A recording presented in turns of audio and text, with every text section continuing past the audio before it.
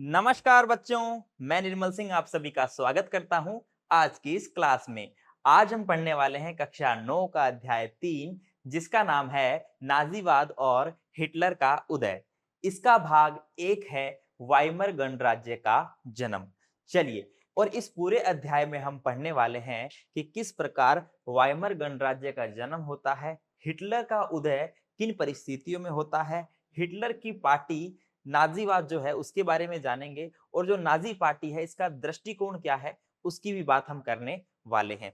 और यह जो भाग है इसमें हम ये कॉम्पिटेंसी डेवलप करेंगे कि नाजीवाद क्या है, नाजीवाद नाम कैसे पड़ा, नाजीवाद विचारधारा क्या थी। ठीक है, इसी के साथ हम जानेंगे कि वर्साई की संधि के तहत आखिरकार वो क्या शर्तें थी जिस वजह से जर्मनी की हालत बहुत ही कमजोर हो जाती है, जर्मन आर्थिक दृष्टि और सैन्य दृष्टिकोण से कमजोर हो जाता है।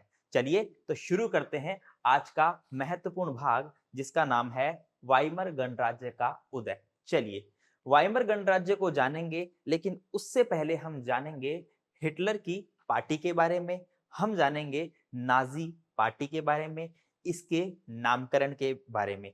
चलिए, तो देखिए, जैसा कि आप सभी को मालूम है कि जो नाजी शब्द है, यहां पर नाजी शब्द जो है वह जर्मन भाषा के नाजीओनाल या नात्सीओनाल शब्द है।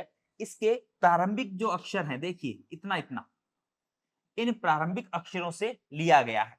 तो हम कह सकते हैं कि नाजीओनाल शब्द हिटलर की पार्टी के नाम का पहला शब्द था और इसीलिए इस पार्टी के लोगों को नाजी कहा जाता है। पार्टी का नामकरण जर्मन भाषा के ही एक शब्द के प्रारंभिक अक्षरों से हुआ है, जो शब्द है नाजीओनाल। चलिए, ये तो हम जान चुके हैं। मई 1945 में जर्मनी ने मित्र राष्ट्रों के सामने समर्पण कर दिया था। यहां बात हो रही है द्वितीय विश्व युद्ध की, और द्वितीय विश्व युद्ध में जर्मनी जो है वह मित्र राष्ट्रों के सामने आत्मसमर्पण कर देता है। यहां पर हम मित्र राष्ट्र और धुरी राष्ट्रों को देख लेते हैं, उसके पश्चात हम आगे बढ़ेंगे। देखिए, एक तरफ मैंने बात की मित्र राष्ट्र की। इस मित्र राष्ट्र में कौन कौन से देश शामिल थे? तो देखिए, मित्र राष्ट्र जो है इसमें शुरू शुरू में ब्रिटेन और फ्रांस ये हमें देखने को मिलते हैं। ब्रिटेन व फ्रांस, लेकिन आगे चलकर इसमें सोवियत संघ 1941 के आसपास, सोवियत संघ व अमेरिका भी शामिल हो जाता है। इसी के साथ हम धुरी राष्ट्र की बात करेंगे। धुरी राष्ट्र, तो धुरी राष्ट्र में हम देख रहे हैं जर्मनी, इटली और जापान। जर्मनी, इटली और जापान। तो यहां पर मित्र राष्ट्र और धुरी राष्ट्र, इनके मध्य हमें संघर्ष देखने को मिलता है और जो जर्मनी है, जर्मनी को मित्र राष्ट्रों के सामने समर्पण करना पड़ता है। अब ऐसी स्थिति में जर्मनी की छवि वैश्विक स्तर पर बड़ी ही खराब हो जाती है और इस वजह से हम देख रहे हैं कि हिटलर और हिटलर का प्रचार मंत्री ग्योबल्स ये क्या करते हैं, ये आत्महत्या कर लेते हैं। एक बंकर के अंदर जाकर जो है बंकर में आत्महत्या कर लेते हैं। तो हमने देखा कि किस प्रकार द्वितीय विश्व युद्ध में जर्मनी को समर्पण करना पड़ता है, हिटलर आत्महत्या करता है, मित्र राष्ट्रों की हमने बात की है और साथ ही हमने धुरी राष्ट्रों को भी जाना। चलिए, आगे हम देख रहे हैं, आपको यहां तस्वीर के अंदर एक तरफ बीच में हिटलर दिखाई दे रहे हैं और बाएं तरफ आपको दिखाई दे रहे हैं गोबल्स, ठीक है, जो कि किसी सभा से बाहर आ रहे हैं। तो हिटलर मध्य और गोबल्स बाएं, सरकारी बैठक के बाद बाहर निकलते हुए, ये 1932 की तस्वीर है। चलिए, इसके पश्चात युद्ध खत्म होने के बाद न्यूरेमबर्ग में एक अंतरराष्ट्रीय सैनिक अदालत स्थापित की गई। न्यूरेमबर्ग जो कि जर्मनी में ही एक जगह है। युद्ध समाप्ति के पश्चात यहाँ एक अंतरराष्ट्रीय सैनिक अदालत की सभा आयोजित होती है। इस सैनिक अदालत का क्या काम होता है? इस सैनिक अदालत को यह काम दिया जाता है कि जो नाजी युद्ध बंदी है, इनके खिलाफ कार्यवाही किए जाए, क्योंकि इनके द्वारा जो है बहुत से अमानवीय कृत्य किए गए थे। हम बात करते हैं तो इस अदालत को निम्न अपराधों के लिए नाजी युद्धबंदियों पर मुकदमा चलाने का जिम्मा सौंपा गया था। अब नाजी युद्धबंदियों ने युद्ध के दौरान कुछ अपराध किए थे, जैसे कि शांति शांति के विरुद्ध किए गए अपराध, जैसे कि मानवता के खिलाफ किए गए अपराध, मैंने आपको बताया अमानवीय कृत्य, और युद्ध अपराध।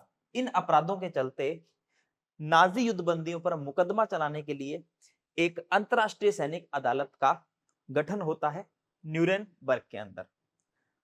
इस अदालत द्वारा केवल 11 नाजी युद्धबंदियों को मौत की सजा सुनाई जाती है। ये बात आपको याद रखनी है। तो दूसरे विश्व युद्ध के साये में जर्मनी ने जनसंहार किया था, यानी कि बहुत सारे लोगों को मरवाया था। हम देख रहे हैं यहूदियों का बहुत खून बहाया था। इसी के साथ कुछ जर्मनी के लोग थे, कुछ जिप्सी थे और कुछ पोलैंड के नागरिक थे। तो जर्मनी ने भारी नरसंहार किया था। साथ ही यूरोप में रहने वाले कुछ खास नस्ल के लोगों को सामूहिक रूप से मारा जाने लगा। अब देखिए वो कौन कौन से लोग हैं। यहूदी 60 लाख, जिप्सी 2 लाख, पोलैंड के नागरिक 10 लाख और जर्मन नागरिक 70,000। तो इस प्रकार से हम देख रहे हैं कि द्वितीय विश्व युद्ध के साये में जर्मनी ने भारी नरसंहार किया, या हम कह सकते हैं जनसंहार किया, जिसके अंदर काफी लोग, लाखों की संख्या में लोग मारे जाते हैं। चलिए, फिर अदालत गठित होती है, मैंने आपको बताया न्यूरेमबर्ग के अंदर, और इस अदालत द्वारा केवल 11 मुख्य नाजी युद्धबंदी जो हैं उन्हें सजा सुनाई जाती है। आपको यहाँ पर एक ये भी बात याद रखनी है कि प्रथम विश्व युद्ध जितनी कठोर सजा जो है इस समय नहीं सुनाई जाती है। प्रथम विश्व युद्ध पर वर्साई की संधि के तहत जर्मनी पर बहुत सारी शर्तें लाद दी गई थी। जर्मनी को आर्थिक और सैन्य दृष्टिकोण से अपंग कर दिया गया था। हम बात करेंगे प्रथम विश्व युद्ध की भी। चलिए, अगर हम वाइमर गणराज्य के बारे में जानना चाहते हैं तो हमें प्रथम विश्व युद्ध के बारे में थोड़ा सा जानना पड़ेगा, ठीक है, क्योंकि प्रथम विश्व युद्ध के पश्चात जो है, जो एक प्रशासनिक खालीपन आ जाता है, एक राजनीतिक खालीपन आ जाता है, राजा द्वारा पद त्याग कर दिया जाता है ना। तो उस समय एक वाइमर गणराज्य, या हम कह सकते हैं कि एक ऐसे शासन संचालन की आवश्यकता महसूस होती है जिसके द्वारा जर्मनी का शासन चलाया जा सके। ऐसे ही कार्य को लेकर वाइमर के अंदर एक बैठक होती है। आइए हम बात करते हैं। देखिए, 20वीं शताब्दी के शुरुआती सालों में जर्मनी जो है वह एक ताकतवर साम्राज्य था। जर्मनी अपने प्रारंभिक दौर में एक शक्तिशाली साम्राज्य के रूप में उभरता है। उसने ऑस्ट्रियाई साम्राज्य के साथ मिलकर मित्र राष्ट्रों के खिलाफ पहला विश्व युद्ध लड़ा।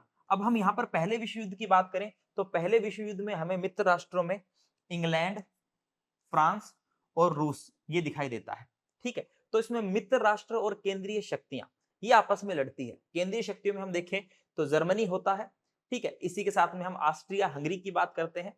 तो केंद्रीय शक्तियां जो है और मित्र राष्ट्र ये आपस में लड़ते हैं, लेकिन मित्र राष्ट्रों के सामने केंद्रीय शक्तियों को घुटने टेकने पड़ते हैं।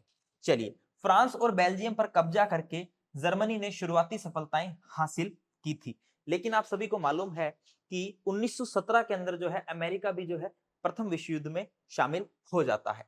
1917 में अमेरिका भी मित्र राष्ट्रों में शामिल हो गया और नवंबर 1918 में उन्होंने केंद्रीय शक्तियों को हराने के बाद जर्मनी को भी घुटने टेकने पर मजबूर कर दिया। केंद्रीय शक्तियों की हमने बात की। केंद्रीय शक्तियां हैं जिसके अंदर जर्मनी है, हंगरी है, ऑस्ट्रिया है, ओटोमन साम्राज्य, ठीक है।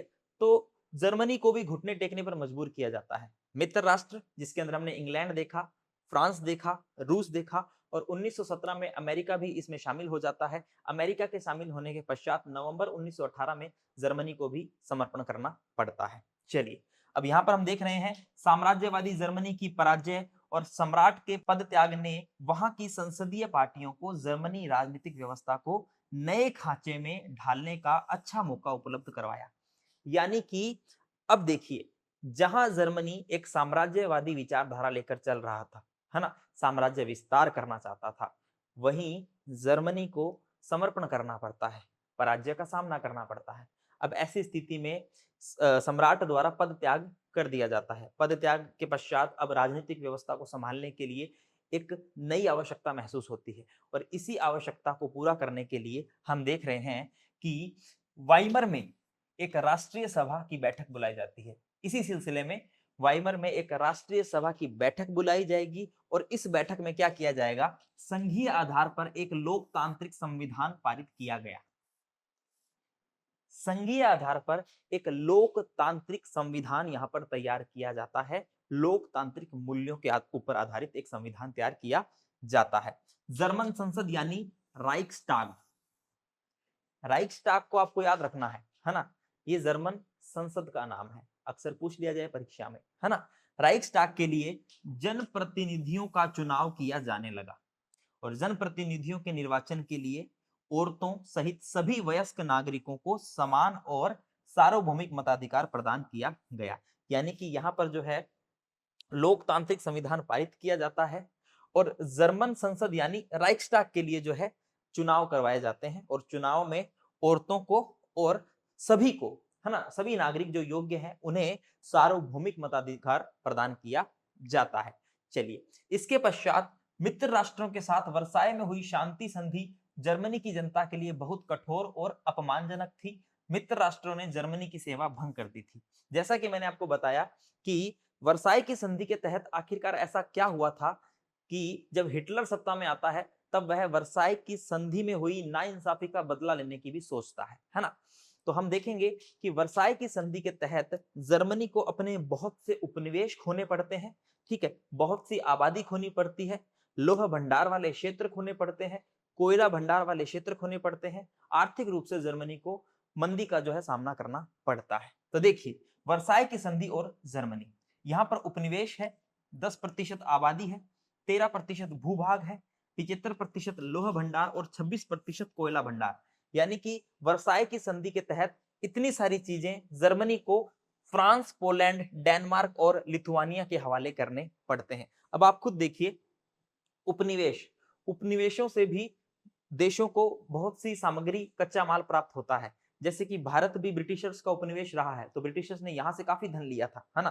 तो उपनिवेश का जाना एक प्रकार से हम कह सकते हैं कि अर्थव्यवस्था में बहुत ज्यादा प्रभाव डालता है। 10% आबादी का जाना प्लस 13% भूभाग जाना, इसी के साथ में लोह भंडार जो किसी भी देश की अर्थव्यवस्था में महत्वपूर्ण भूमिका निभाते हैं उनका हाथ से निकल जाना, कोयला भंडार जो कि अर्थव्यवस्था का आधार हो सकते हैं उनका हाथ से निकल जाना, है ना। तो जर्मनी के लिए वर्साई की संधि हम कह सकते हैं कि एक अभिशाप था, एक बहुत ही बड़ा नुकसान था। आगे हम देख रहे हैं, यहाँ पर आपको वर्साई की संधि के बाद जर्मनी की यहाँ पे हालत आपको दिखाई दे रही है। नक्शे में आप देख सकते हैं, इस नक्शे में हम उन इलाकों को देख सकते हैं जो संधि के बाद जर्मनी के हाथ से निकल गए थे। आप यहाँ पर देखिए, जर्मनी से ले ली गई जमीन, यह जो ऑरेंज वाला हिस्सा जो है, ये वाला हिस्सा, ये जर्मनी से ले लिया जाता है, जो आपको यहाँ पर दिखाई दे रहा है। देखिए यहाँ पर देख सकते हैं आप यहाँ पर देख सकते हैं, थोड़ा सा हिस्सा ये देख सकते हैं, इसी के साथ में ये हिस्सा देख सकते हैं, ये हिस्सा देख सकते हैं, और ये जर्मनी से ले ली गई जमीन थी, लीग ऑफ नेशंस के नियंत्रण वाली जमीन, ठीक है। तो लीग ऑफ नेशंस के नियंत्रण वाली जमीन हम देख रहे हैं यहाँ पर। यह जो जमीन है देखिए, जैसे कि थोड़ी सी ये रही और यहाँ पर हमें थोड़ी सी देखने को मिलती। इसी के साथ विसैन्यकृत क्षेत्र, जहां पर विसैन्यकरण किया गया, यह जो एरिया है राइनलैंड वाला, ये विसैन्यकृत क्षेत्र है। बाकी ये आपको पूरा जर्मनी दिखाई दे ही रहा है, ठीक है। तो जर्मनी से बहुत से क्षेत्र जो है ले लिए जाते हैं, आपको ये बात याद रखनी है। इसी के साथ हम देख रहे हैं युद्ध अपराध बोध अनुच्छेद, वार गिल्ट क्लॉज। इसके तहत क्या होता है, इसके तहत युद्ध के कारण हुई सारी तबाही के लिए जर्मनी को जिम्मेदार ठहराया गया और 6 अरब पाउंड का जुर्माना लगाया गया। अब देखिए, युद्ध में जो तबाही हुई उसके लिए जिम्मेदार ठहराया गया जर्मनी को। अब आप खुद ही सोचिए कि अगर हमारे घर में भी कोई छोटी सी लड़ाई हो जाती है और जिम्मेदार अगर हमें ठहरा दिया जाए, तो हमें भी अपने आप पर बहुत ज्यादा क्या होती है, बहुत ज्यादा हमें भी ईर्ष्या हो जाती है और हम बहुत ज्यादा सोचते हैं कि यार मैंने ऐसा क्यों किया, है ना। हमारी छवि खराब हो जाती है परिवार में, समाज में। लेकिन ये था देश, और इस देश की भी छवि खराब हुई अंतरराष्ट्रीय स्तर पर, ठीक है। जब प्रथम विश्व युद्ध का हम कह सकते हैं युद्ध के कारण जो भी तबाही हुई है, इसके लिए पूरी तरीके से जर्मनी को ही जिम्मेदार ठहराना जर्मनी की छवि के लिए बहुत ज्यादा नुकसानदेह था। जर्मनी की छवि पर हम कह सकते हैं कि अंतरराष्ट्रीय स्तर पर दाग लग चुका था। और इसी के साथ उस पर 6 अरब पौंड का जुर्माना भी लगाया गया। 6 अरब पौंड। अब देखिए, वैसे ही वर्साई की संधि के तहत जर्मनी के जो महत्वपूर्ण क्षेत्र थे, जहां से जर्मनी को काफी ज्यादा पैसा प्राप्त होता था, है ना, आर्थिक रूप से मजबूत क्षेत्र, वो जर्मनी से ले लिए गए और उसी के साथ जर्मनी पर इतना जुर्माना भी लगा दिया गया, है ना। एक प्रकार से जर्मनी को पूरी तरीके से अपंग बना दिया गया है इस संधि के तहत। हम देख रहे हैं खनिज संसाधनों वाले राइनलैंड पर भी 20 के दशक में ज्यादातर मित्र राष्ट्रों का कब्जा रहा और इसी के साथ बहुत से जर्मनों ने वर्साय में हुए अपमान का जिम्मेदार वाइमर गणराज्य को ही ठहराया। जुर्माना लगा दिया गया है और जो क्षेत्र खनिज संसाधनों युक्त हैं, उन क्षेत्रों पर भी मित्र राष्ट्रों का अधिकार हो चुका है। अब कैसे जुर्माना चुका है, इसी के साथ जर्मनी की छवि खराब हो चुकी है और कुछ लोग तो वाइमर गणराज्य को ही जो है जिम्मेदार ठहरा रहे हैं। तो ये सारी स्थितियां हम देख रहे हैं कि यहाँ पर जर्मनी के खिलाफ नजर आती है ना, जर्मनी की छवि के खिलाफ, अंतरराष्ट्रीय छवि के खिलाफ नजर आती है। जब हिटलर का उदय होता है तो हिटलर जो है वह अपने भाषणों में यही आश्वासन देता है कि हम जर्मनी को एक आत्मनिर्भर राष्ट्र बनाएंगे, है ना, विदेशी प्रभाव जर्मनी से हम समाप्त करेंगे, ठीक। और इसी के साथ में जर्मनी के लोगों को रोजगार देंगे, जर्मनी को आर्थिक रूप से स्ट्रॉन्ग करेंगे, है ना, आर्थिक रूप से उसे मजबूत करेंगे और वर्साई की संधि में हुई नाइंसाफी का बदला लेंगे। ये सारी बातें इसीलिए हिटलर बोलता है, क्योंकि वर्साई की संधि के तहत जर्मनी के साथ बहुत ही ज्यादा बुरा हुआ, बहुत ही इसके ऊपर हम कह सकते हैं कि इस पर दंड अपराध और हम कह सकते हैं बहुत सारा जुर्माना जो है थोप दिया गया। चलिए आगे देख रहे हैं नेक्स्ट, युद्ध का असर। अब हम ये देखेंगे कि आखिरकार इन विश्व युद्धों का असर क्या हुआ। आप सभी को पता है कि युद्ध के अंदर नुकसान होता है दोनों ही पक्षों का, भले ही कोई भी पक्ष हो, किसी भी पक्ष की विजय हो, कोई भी पराजित हो, लेकिन जान माल की हानि दोनों ही पक्षों को उठानी पड़ती है, ठीक है। आर्थिक नुकसान दोनों ही पक्षों को होता है, अपने क्षेत्रों से हाथ धोना दोनों ही पक्षों को पड़ सकता है। चलिए देखते हैं युद्ध के पश्चात क्या स्थितियां बनती है। वाइमर गणराज्य से हर्जाना वसूल किया जा रहा था, जैसा कि हमने बात की है कि जर्मनी से बहुत सारा हर्जाना वसूल किया गया, क्योंकि युद्ध के अंदर बहुत सी जान माल की हानि हुई, उसकी क्षतिपूर्ति के लिए हर्जाना वसूला जा रहा है। हर्जाना शब्द के बारे में हम बात करेंगे आगे। इस गणराज्य को युद्ध में पराजय के अपराध बोध और राष्ट्रीय अपमान का बोझ ढोना पड़ा। मैंने आपको बताया कि राष्ट्रीय स्तर पर जो है छवि खराब होने की वजह से राष्ट्रीय अपमान का बोझ भी ढोना पड़ा और आर्थिक रूप से अपंग, यानी कि इतना हर्जाना लगाने के पश्चात युद्ध जब हुआ, युद्ध के पश्चात जो स्थितियां बनी उसमें हम देखते हैं कि वाइमर गणराज्य जर्मनी जो है वह आर्थिक रूप से अपंग हो जाता है, ठीक है। जो बचा कुचा महत्वपूर्ण क्षेत्र होता है वह भी जो है मित्र राष्ट्रों के पास चला जाता है। वाइमर गणराज्य के हिमायतियों में कौन कौन थे? समाजवादी, कैथोलिक और डेमोक्रेट। ये खेमे के जो लोग हैं ये वाइमर गणराज्य के पक्षधर थे, उनका समर्थन करते थे। इसी के साथ युद्ध के पश्चात नवंबर के अपराधी कहकर उनका मजाक उड़ाया गया, यानी कि नवंबर 1918 में, है ना, जब युद्ध समाप्त हो जाता है तो युद्ध समाप्ति की जो संधि होती है उस पर हस्ताक्षर किए जाते हैं बहुत सारे जर्मनी के नेताओं के द्वारा, है ना। तो उस वजह से उन्हें जो है नवंबर के अपराधी कहकर जो है पुकारा जाता है। तो यह भी एक युद्ध के पश्चात का असर है।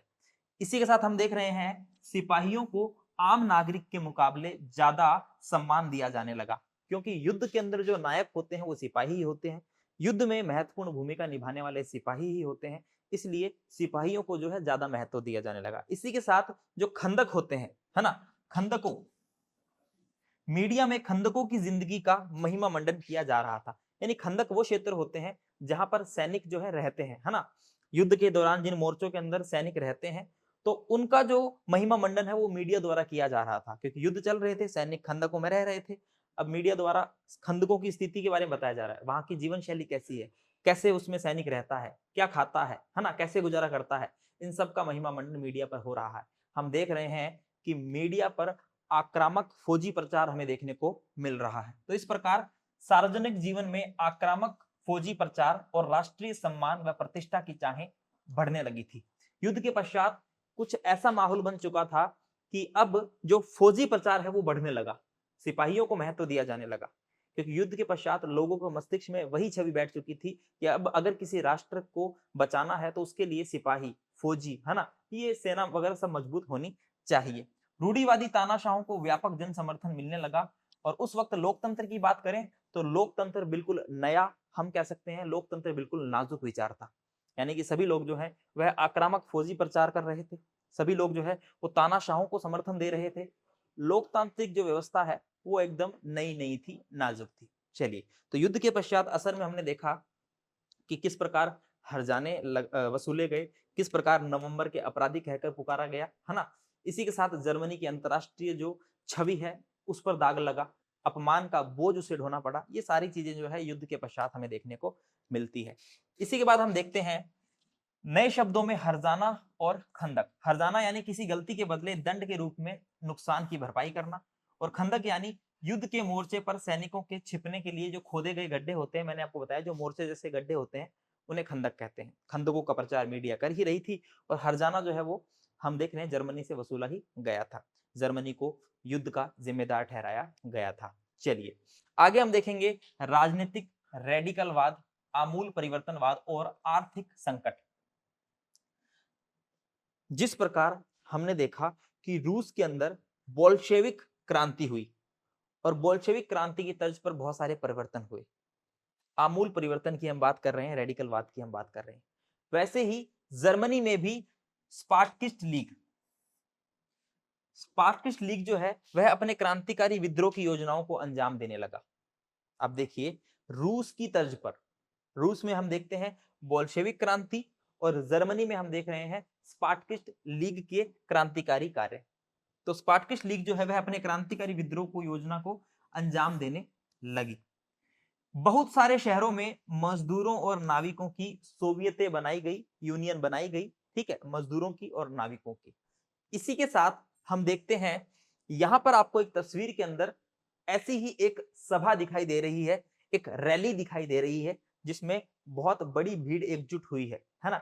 ये रैलियां उस दौरान एक आम बात हुआ करती थी। यहां पर आप देख सकते हैं कि स्पार्किस्ट लीग नामक रेडिकल संगठन द्वारा आयोजित की गई रैली का दृश्य। यह जो दृश्य है यह Persian chamber of deputies Berlin के सामने आयोजित की गई रैली का है ना। इसमें आप देख रहे हैं कितनी सारी भीड़ जो है वह इकट्ठी हुई है। इस प्रकार स्पार्किस्ट लीग जो है वह अपने क्रांतिकारी जो कार्यप्रणाली है, जो विद्रोह है, उसकी शुरुआत की तैयारी कर चुकी थी, और इस प्रकार की जो है रैलियां निकाली जाती थी। आगे हम देखते हैं बर्लिन के राजनीतिक माहौल में सोवियत किस्म की शासन व्यवस्था की हिमायत के नारे गूंजने लगे। यानी कि जैसे मैंने आपको बताया कि रूसी तर्ज पर जिस प्रकार बोल्शेविक क्रांति हुई, उसी तर्ज पर स्पार्किस्ट लीग अपने कार्य को अंजाम दे रही है। सोवियत किस्म की शासन प्रणाली जो है उसके पक्ष में नारे गूंजने लगे कि भाई अगर शासन प्रणाली हो तो सोवियत किस्म की हो, या यानी कि हम कह सकते हैं सोवियत संघ की तरह हो। ऐसे नारे गूंजे जा रहे हैं। अब समाजवादियों, डेमोक्रेट्स और कैथोलिक गुटों ने वाइमर में इकट्ठा होकर इस प्रकार की शासन व्यवस्था के विरोध में एक लोकतांत्रिक गणराज्य की स्थापना का फैसला लिया। यानी कि अब ये जो स्पार्किस्ट लीग द्वारा जो मांगे की जा रही है, इन सब के विरोध में अब समाजवादी है, डेमोक्रेट्स हैं, कैथोलिक है ना, ये सभी क्या करते हैं, ये वाइमर में इकट्ठा होकर इस प्रकार की शासन व्यवस्था के विरोध में एकत्रित होते हैं और लोकतांत्रिक गणराज्य की स्थापना का फैसला लेते हैं। ठीक है, क्योंकि मैंने आपको बताया था कि वाइमर के हिमायती कौन थे, है ना। हिमायतियों में हमने बात की थी कुछ समाजवादी, कुछ डेमोक्रेट्स की, है ना। तो ये सभी वाइमर में एकत्रित होते हैं, और इसी के तहत हम देखते हैं कि वाइमर गणराज्य का भी जन्म होता है। आगे देखते हैं आखिरकार वाइमर गणराज्य ने पुराने सैनिकों के फ्री कोर नामक संगठन की मदद से इस विद्रोह को कुचल दिया। यानी कि वाइमर गणराज्य जो है, ये को याद रखना, फ्री कोर क्या है, ये पुराने सैनिक है ना। पुराने सैनिकों की मदद से, फ्री कोर की मदद से जो है ये जो विद्रोह किया जा रहा है, ये जो रैलियां निकाली जा रही है स्पार्किस्ट लीग द्वारा, है ना, क्या कर दिया जाता है, इसको कुचल दिया जाता है वाइमर गणराज्य की पुराने पुलिस द्वारा, पुराने सैनिकों द्वारा। और इस घटनाक्रम के बाद स्पार्किस्टों ने जर्मनी में कम्युनिस्ट पार्टी की नींव डाली। इसके पश्चात जर्मनी में कम्युनिस्ट पार्टी की जो है नींव डाली जाती है, और इसके बाद कम्युनिस्ट, साम्यवादी और समाजवादी एक दूसरे के कट्टर दुश्मन हो गए और हिटलर के खिलाफ कभी भी साझा मोर्चा नहीं खोल पाए। अब देखिए एक तरफ समाजवादी हो चुके हैं, एक तरफ जो है साम्यवादी हो चुके हैं, कम्युनिस्ट हो चुके हैं, ये आपस में ही भिड़ रहे हैं। अब ये हिटलर के खिलाफ कभी भी संयुक्त रूप से मोर्चा नहीं खोल पाएंगे, क्योंकि दोनों ही एक दूसरे के क्या हो चुके हैं, दुश्मन हो चुके हैं। तो हमने देखा कि किस प्रकार वाइमर गणराज्य का जन्म यहाँ पर हमें देखने को मिलता है। चलिए आगे हम देख रहे हैं, इसी के साथ क्रांतिकारी और उग्र राष्ट्रवादी दोनों ही खेमे रेडिकल समाधानों के लिए आवाज उठाने लगे। राजनीतिक रेडिकलवादी विचारों को 1923 के आर्थिक संकट से और बल मिला। यानी कि 1923 का जब आर्थिक संकट चल रहा था, तब ये जो राजनीतिक रेडिकलवादी है, आमूल परिवर्तनवादी है, इनके विचारों को और ज्यादा गति मिलती है और ज्यादा बल मिलता है। जर्मनी ने पहला विश्व युद्ध कर्ज लेकर लड़ा था। युद्ध के बाद उसे स्वर्ण मुद्राओं में हर्जाना भी भरना पड़ा। अब यहाँ पर जर्मनी की आर्थिक स्थिति वैसे ही बहुत खराब हो चुकी है। प्रथम विश्व युद्ध लड़ा, प्रथम विश्व युद्ध को कर्जा लेकर लड़ा। हम देख रहे हैं कि जो जर्मनी की मुद्रा है मार्क, जर्मनी की जो मुद्रा है मार्क, वह भी बहुत ज्यादा गिर जाती है। ठीक है, यानी कि ऐसी ऐसी कहावतें आती है कि अगर एक रोटी भी लेने जाना है तो उसके लिए भी बोरा भरकर मार्क लेके जाना पड़ेगा। $1 के अंदर खरबों मार्क आ जाया करते थे। यानी कि जर्मनी की मुद्रा बहुत ज्यादा गिर चुकी थी। चलिए, तो इस प्रकार जर्मनी ने स्वर्ण भंडार, जर्मनी के जो स्वर्ण भंडार है लगभग समाप्त होने की स्थिति में पहुंच गए। 1923 में जर्मनी ने कर्ज और हर्जाना चुकाने से इनकार कर दिया। अब देखिए, एक तरफ तो जो जर्मनी के जो महत्वपूर्ण क्षेत्र थे वो ले लिए जाते हैं मित्र राष्ट्रों द्वारा, और जो कर्ज है वो इतना ज्यादा होता है कि जर्मनी नहीं चुका पाता है। जर्मनी पर कुछ आर्थिक प्रतिबंध भी लगते हैं। ठीक है, अब जर्मनी जो है वह कर्ज नहीं चुका पाएगा तो कर्ज चुकाने से इनकार करेगा, और इनकार करेगा तो उसके कुछ क्षेत्रों पर जो है कब्जा कर लिया जाता है। जैसे कि एक रूर क्षेत्र है ना, उस पर जो है हम कह सकते हैं फ्रांसीसियों द्वारा कब्जा किया जाता है। हम देख रहे हैं कि जब जर्मनी ने हर्जाना चुकाने से इनकार कर दिया, इसके जवाब में फ्रांसीसियों ने जर्मनी के मुख्य औद्योगिक इलाके रूर पर कब्जा कर लिया। यह जर्मनी के विशाल कोयला भंडारों वाला इलाका था। अब या तो आप हर्जाना दीजिए या फिर आपके क्षेत्र पर हम कब्जा कर लेते हैं। अब जर्मनी हर्जाना चुकाने की कंडीशन में नहीं था, तो फ्रांसीसियों द्वारा रूर पर कब्जा कर लिया जाता है, जो कि विशाल कोयला भंडार वाला क्षेत्र होता है। चलिए आगे देखते हैं। जर्मनी ने फ्रांस के विरुद्ध निष्क्रिय प्रतिरोध के रूप में बड़े पैमाने पर कागजी मुद्रा छापना शुरू कर दिया। जैसा कि मैंने आपको बताया, अब इतने बड़े पैमाने पर कागजी मुद्रा छापी जा रही है, हम देख रहे हैं कि जर्मनी की मुद्रा ही पूरी तरीके से गिर जाएगी, है ना।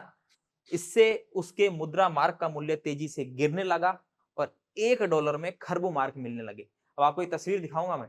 उस तस्वीर के अंदर जो है आपको ऐसे लोग दिखेंगे जो कि बोरा भर भर कर जो है मार्क लेकर जा रहे होंगे।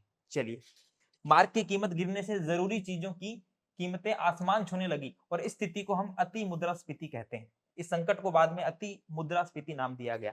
जब कीमतें जो है, जब कीमतें बेहिसाब बढ़ जाती है तो उसे हम क्या कह देते हैं, तो उस स्थिति को अति मुद्रास्फीति का नाम दिया जाता है। ठीक है, याद रखिएगा। तो हम देख रहे हैं कि अति मुद्रास्फीति, जब कीमतें जो है एकदम से बेहिसाब बढ़ जाए तो उसे क्या कहेंगे, अति मुद्रास्फीति।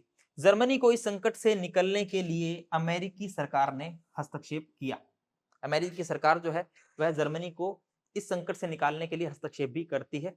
ठीक है, यहाँ पर एक डाव्स योजना अपनाई जाती है, किसके द्वारा, जर्मनी के संकट से निकालने के लिए अमेरिका द्वारा। ठीक है, तो अमेरिका एक योजना अपनाती है जिसको कहते हैं डॉब्स योजना। ठीक है, याद रखिएगा।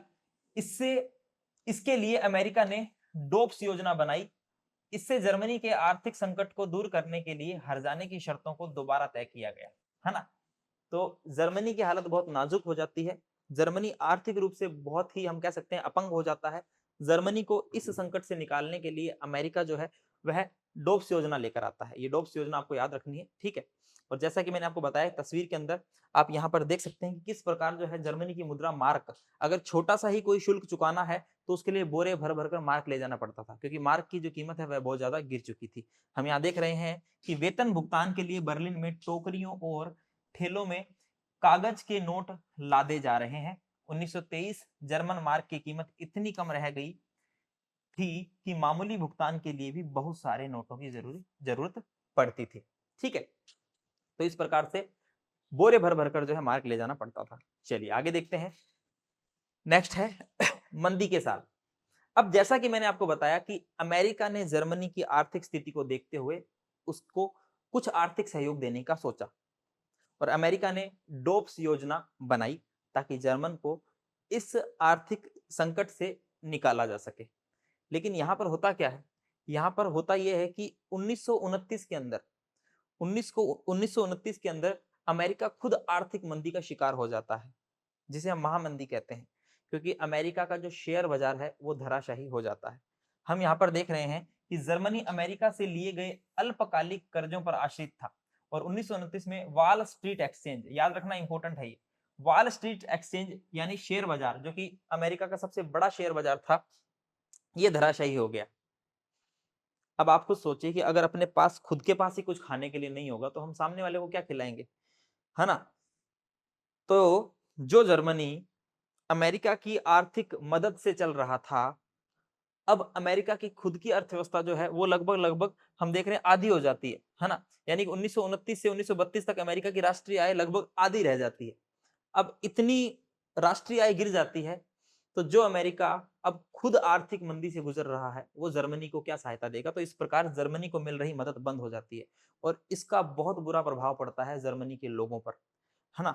जर्मनी के लोगों पर बहुत बुरा प्रभाव पड़ता है, जर्मनी की अर्थव्यवस्था कमजोर हो जाती है और अमेरिका में भी बहुत बुरा प्रभाव पड़ता है। हम देखते हैं अमेरिका जो है उसकी फैक्ट्रियां बंद हो जाती है अमेरिका के अंदर, ठीक है। इसी के साथ जो निर्यात है इसमें गिरावट आ जाती है। इसी के साथ किसानों की हालत जो है वो बहुत ज्यादा खराब हो जाती है। सट्टेबाज जो है वो बाजार से पैसा खींचने लग जाते हैं, है ना। जो सट्टा लगाते हैं उन्हें पता है मार्केट गिर रहा है, वो बाजार से पैसा खींच रहे हैं, ठीक है। तो वॉल स्ट्रीट एक्सचेंज के बारे में जानिए। ये अमेरिका में स्थित दुनिया का सबसे बड़ा शेयर बाजार है। अमेरिकी अर्थव्यवस्था पर क्या फर्क पड़ता है इसके धराशायी होने पर? फैक्ट्रियां बंद हो जाती है। आपको पता है कि ज्यादातर जो निर्माण काम होता है वो फैक्ट्रियों में ही होता है। फैक्ट्रियां बंद हो जाएगी तो अर्थव्यवस्था पूरी तरीके से रुक जाएगी। निर्यात में गिरावट, हम देखते हैं कि निर्यात ज्यादा हो आयात कम हो तो हमें एक बैलेंस्ड इकोनॉमी देखने को मिलती है, लेकिन निर्यात में गिरावट आ रही है ना। तो यह भी सही नहीं है। किसानों की हालत खराब हो रही है और इसी के साथ में सट्टेबाज जो है वो बाजार से अपना पैसा जो है खींच रहे थे। तो ये स्थितियां जो है अमेरिका के साथ में बनती है। अमेरिका के साथ में तो ये स्थितियां बनती ही बनती है, लेकिन जर्मनी का जो है वो बहुत बुरा हाल हो जाता है क्योंकि जर्मनी तो अमेरिका के ऊपर ही आश्रित था, अमेरिका द्वारा दी गई आर्थिक मदद पर ही आश्रित था। जर्मनी के अंदर हालात इतने बुरे हो जाते हैं कि जर्मनी के अंदर जो लोग हैं वह गले में एक तख्ती लटका कर घूमते हैं और उस तख्ती पर लिखा होता है कि मैं कोई भी काम करने के लिए तैयार हूँ। कोई भी काम मतलब कोई भी काम, मैं मजदूरी भी करूंगा, मैं सफाई भी कर लूंगा, मैं कुछ भी कर लूंगा, बस मुझे काम चाहिए। यानी कि बेरोजगारी इस कदर तक बढ़ चुकी थी। चलिए, तो इस मंदी का सबसे बुरा प्रभाव जर्मन अर्थव्यवस्था पर पड़ा। मैं कोई भी काम करने के लिए तैयार हूं, देख सकते हैं आप इस प्रकार की जो तख्तियां हैं वह जर्मनी के लोग जो हैं वह लेकर घूमते थे। यहाँ पर एक शब्द आएगा सर्वहाराकरण। सर्वहाराकरण स्थिति कौन सी होती है?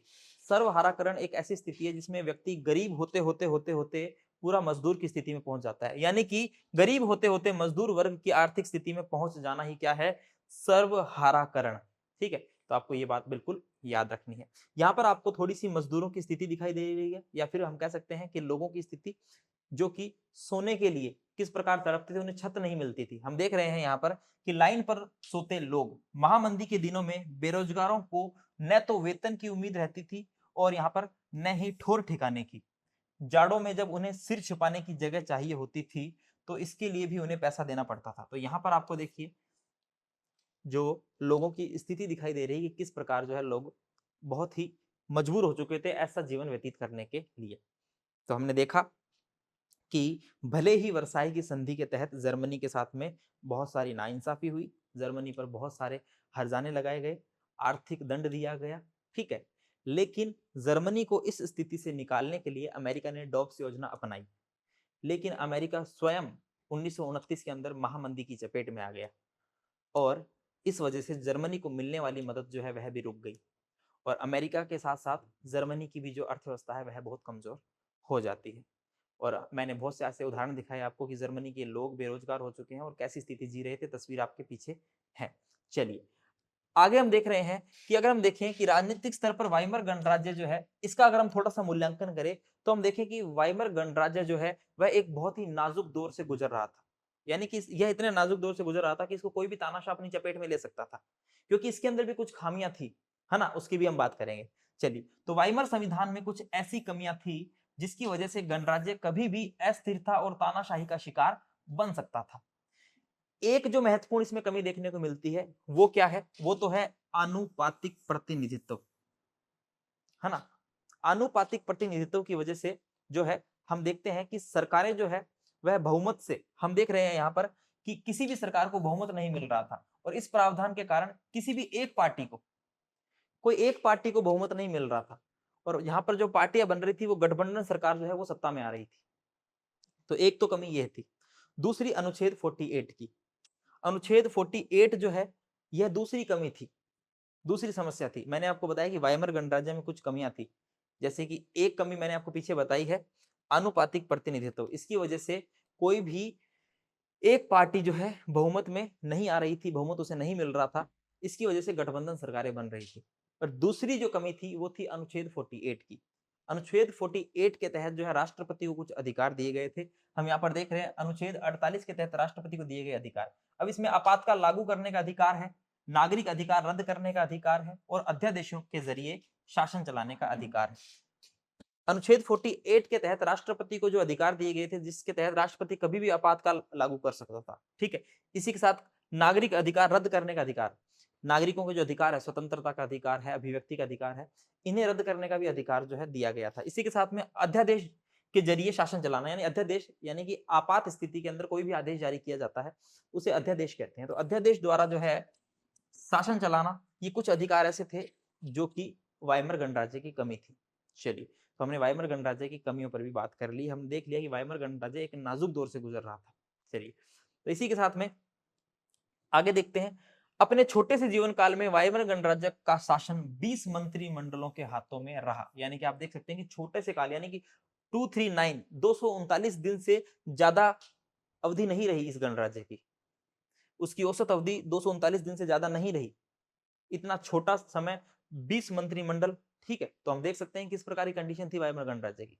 चलिए, जो भी है, लेकिन हमने यहाँ पर जान लिया है, इस पूरे भाग में हमने क्या सीखा है वो जानना जरूरी है। हमने यहाँ पर वॉल स्ट्रीट एक्सचेंज के बारे में जाना, जो कि अमेरिका का सबसे बड़ा शेयर बाजार था, जो कि 1929 के अंदर धराशायी हो जाता है, जिस वजह से आर्थिक मंदी, महामंदी आती है, जिस वजह से जर्मनी की स्थिति भी खराब हो जाती है। हमने यहाँ पर अति मुद्रास्फीति देखी, जब कीमतें बेहिसाब बढ़ जाती है तो उस स्थिति को अति मुद्रास्फीति कहते हैं। इसी के साथ हमने स्पार्टकिस्ट लीग देखा, जिस प्रकार रूस के अंदर बोल्शेविक क्रांति हुई, उसी प्रकार हमने जर्मनी में स्पार्टकिस्ट लीग को देखा है। चलिए, तो मूल्यांकन करना जरूरी है और मूल्यांकन के तहत हम कुछ महत्वपूर्ण प्रश्नों को देख लेते हैं। चलिए, प्रश्न एक है कि युद्ध के मोर्चे पर सैनिकों के छिपने के लिए खोदे गए गड्ढे को कहते हैं, क्या कहते हैं भाई?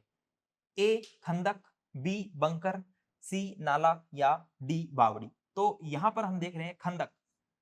खंदक जिसकी जीवन शैली का मीडिया में बहुत ज्यादा प्रचार प्रसार किया जाता है। इसी के साथ नेक्स्ट है, प्रथम विश्व युद्ध में कौन से मित्र राष्ट्र थे?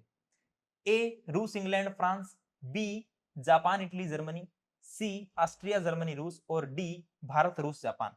तो यहां पर ए रूस इंग्लैंड और फ्रांस जो है यह मित्र राष्ट्र देखने को मिलते हैं, और उसके पश्चात हमने देखा 1917 के अंदर जो है अमेरिका भी इसमें शामिल हो जाता है।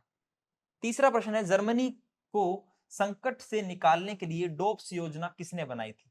तो ए फ्रांस ने, बी ब्रिटेन ने, सी अमेरिका ने या डी रूस ने। तो यहां पर आएगा अमेरिका। अमेरिका ने डोप्स योजना बनाई थी, लेकिन अमेरिका स्वयं ही जो है, अमेरिका खुद जो है वह क्या हो चुका था, वह शिकार हो चुका था आर्थिक महामंदी का। ठीक है, आगे देखते हैं। वॉल स्ट्रीट एक्सचेंज अमेरिका में स्थित दुनिया का सबसे बड़ा शेयर बाजार था। क्या यह कथन सत्य है या असत्य है? तो यह कथन सत्य है। और लास्ट प्रश्न है, खाली स्थान भरना है, fill in the blanks. Dash dash dash में वॉल स्ट्रीट एक्सचेंज धराशायी हो गया था। तो यहाँ पर 1929 में वॉल स्ट्रीट एक्सचेंज जो है वह धराशायी हो जाता है। तो साथियों, यह भाग यही समाप्त होता है। मिलते हैं नेक्स्ट भाग में। धन्यवाद।